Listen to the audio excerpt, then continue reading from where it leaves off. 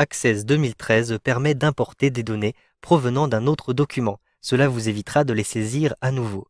Pour importer les données depuis Excel, par exemple, vous allez suivre plusieurs étapes. Vous voyez que j'ai ici un document qui s'appelle Table client. Je double-clique dessus pour l'ouvrir avec Excel. C'est un document Excel avec, vous le voyez, différentes clés primaires qui sont indiquées ici, puisque référence client va me servir de clé primaire. Puis j'ai différents champs qui pourront être renseignés dans ma base de données. Prénom, nom, date de naissance, département, adresse, etc. Je vais donc fermer cette fenêtre et retrouver ma base de données. Ma base de données se trouve ici sur mon bureau. C'est une base de données commande. Je double-clique dessus pour l'ouvrir avec Access. Maintenant, vous le voyez, je n'ai pas à cet endroit-ci de feuille client. Je vais donc avoir besoin d'importer cette feuille-ci. Je vais cliquer sur Données externes, l'onglet Données externes, pour ensuite retrouver ici Importer depuis Excel. Donc je clique ici sur Excel et je vais retrouver mon fichier. Donc je clique sur Parcourir pour sélectionner le fichier en question. Le fichier se trouve sur le bureau, donc je retourne ici à l'intérieur du bureau, puis je sélectionne Table client. Maintenant, je choisis Ouvrir pour bien ouvrir ce document. Vous avez plusieurs possibilités à partir d'ici. Vous pouvez importer vos données dans une nouvelle table.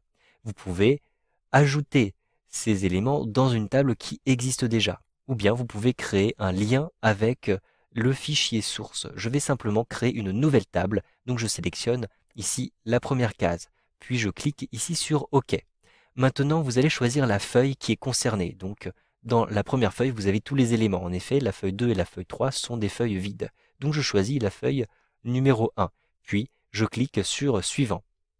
Maintenant, vous allez indiquer au programme s'il y a ou non des en-têtes de colonnes. En effet, il y a ici des en-têtes de colonnes. Si je décoche cette case-ci, la première ligne sera considérée comme un enregistrement. Or, il ne s'agit pas d'un enregistrement, mais bien des en-têtes qui pourront servir pour les libellés de mes champs. Donc, je vais cocher cette case-ci. Puis, je clique ici sur Suivant. Maintenant, vous pouvez modifier les éléments de vos différentes colonnes. En effet, il suffit de sélectionner la colonne pour voir apparaître ici le nom du champ. Ici, à chaque fois, vous le voyez, prénom, nom, date de naissance, département, etc. Vous allez donc pouvoir modifier le nom de chacun de ces champs. Et vous pouvez aussi choisir le type de données. Par exemple, ici, pour la date de naissance, je vais choisir ici un format date et heure. Puis, vous pouvez choisir à chaque fois si vous souhaitez indexer ou non ce champ. Si vous indexez un champ, vous pourrez ensuite effectuer des recherches plus rapidement. Vous pouvez choisir aussi de ne pas importer certains champs, donc vous allez cocher cette case-ci à chaque fois que vous ne souhaitez pas importer un champ. Ici, je vais importer tous les champs, donc je ne coche pas la case et je clique ensuite sur Suivant.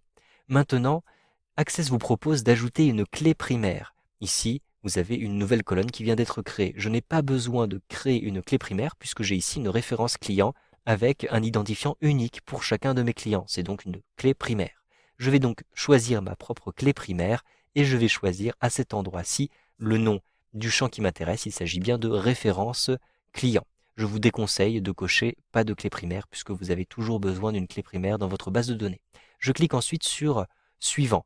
Enfin, vous allez choisir le nom de votre feuille. Par exemple, je vais l'appeler client comme ceci. Puis, cliquez sur Terminer. Si vous avez beaucoup d'importations à faire comme ceci, je vous conseille d'enregistrer les étapes d'importation pour les retrouver par la suite. Mais je ne vais pas le faire ici, je clique simplement sur Fermer. J'ai maintenant une nouvelle table qui apparaît à cet endroit-ci. Vous le voyez, il s'agit de la table client. Je double-clique dessus pour l'ouvrir.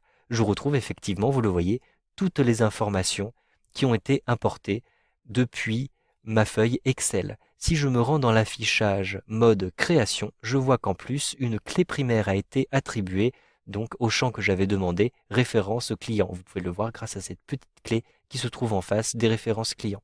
Vous savez donc maintenant comment utiliser des données externes, comment importer dans une table les valeurs qui se trouvent dans un tableur Excel par exemple avec Access 2013.